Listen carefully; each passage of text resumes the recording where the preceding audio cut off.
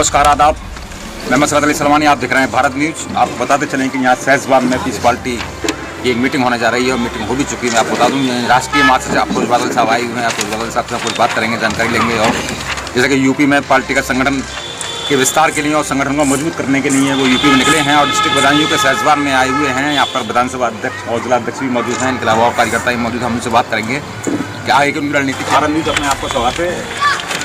अगर जी क्या रणनीति चल रही है आपकी? जी, मेरा नाम अफरोज बादल है। मैं पीस पार्टी का एक सिपाही हूँ। आज जो सहसवान में मेरा आमद हुआ है, उसका मकसद है संगठन की समीक्षा और नए संगठन की विस्तार।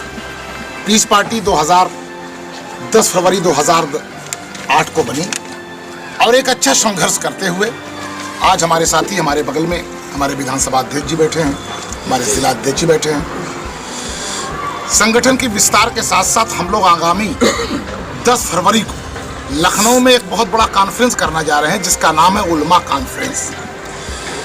उसी की तैयारी में अपने साथियों को निमंत्रण देने और ख़ासकर जो धर्मगुरु हैं, हमारे उलमा इकराम हैं हर मकतब फ़िक्र के, उनको दावत देने के लिए आज सहसवान का दौरा किया है। और पूरे ज़िले बदायूं से हमें उम्मीद है कि 2-3 बसें लेकर हम लोग जाएंगे और यही आज का असल मकसद है। आज का यही असल मकसद है। पीस पार्टी भाईचारा की बुनियाद पर हर समाज को जोड़ने में कामयाब रही है, लेकिन कुछ ताकतें जो न देश के वफादार हैं और न यहाँ के मजदूर के न किसान के, उन ताकतों के चेहरों को बेनकाब करने के लिए डॉक्टर मोहम्मद अयूब सर्जन साहब ने जो दृढ़ संकल्प कसम खाई है, उस सौगंध के मुताबिक 10 फरवरी को हम लोग एक बड़ा कॉन्फ्रेंस करके और पूरे प्रदेश की आवाम को, सर्व समाज को यह संदेश देंगे कि एकता का राज चलेगा, पूरा देश साथ चलेगा और तब जाकर ये जो देश की गरीबी है, ज़िले की गरीबी है, ये जो बेरोजगारी है, ये खत्म है। जी, हम ये आपको जानकारी देना चाहेंगे। 66वां दिन है आज किसानों का आंदोलन लगा दिल्ली में, कृषि कानून को लेकर, उसमें आपकी पार्टी क्या करती है? हमारे प्रदेश अध्यक्ष इस वक्त किसानों के आंदोलन में टिकैत जी के बगल में बैठे हुए हैं। मीडिया के माध्यम से उन्हें देखा जा सकता है। और इस आंदोलन से पहले जब ये बिल पार्लियामेंट में पास हो रहा था, सबसे पहले अगर जिला हेडक्वार्टर जिला अधिकारी द्वारा मेमोरेंडम और प्रदर्शन किसी ने किया है तो उसका नाम पीस पार्टी। सबसे पहले हम लोगों ने विरोध किया था कि महामहिम मोदी जी, किसानों को बचा लो, ये किसान अन्नदाता हैं। आज़ादी से लेकर जब भी ज़रूरत पड़ी है, ये किसानों ने अपने खून से देश को सींचा है। इतिहास गवाह है कि जब तलवारें कम पड़ रही थी तो इन्हीं किसानों ने अपनी हलों को पिटवा के तलवारें बनाई। लेकिन एक तरफ छल के लोग हैं और दूसरी तरफ कंधे पे लेकर हल वाले लोग हैं। ये छल की बुनियाद पर प्रधानमंत्री जो बने हैं, कानून पास हुआ है, ये हारेंगे और किसान जीतेगा।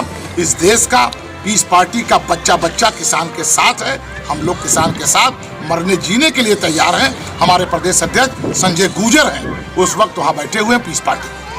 आगामी 2022 के विधानसभा चुनाव में क्या तैयारी है? आगामी 2022 की विधानसभा की चुनाव पूरी तरह से पार्टी सभी सीटों पर बगैर गठबंधन के लड़ेगी। गठबंधन नहीं होगा क्योंकि गठबंधन के बुनियाद पर 2018 में 19 में हमें धोखा मिला।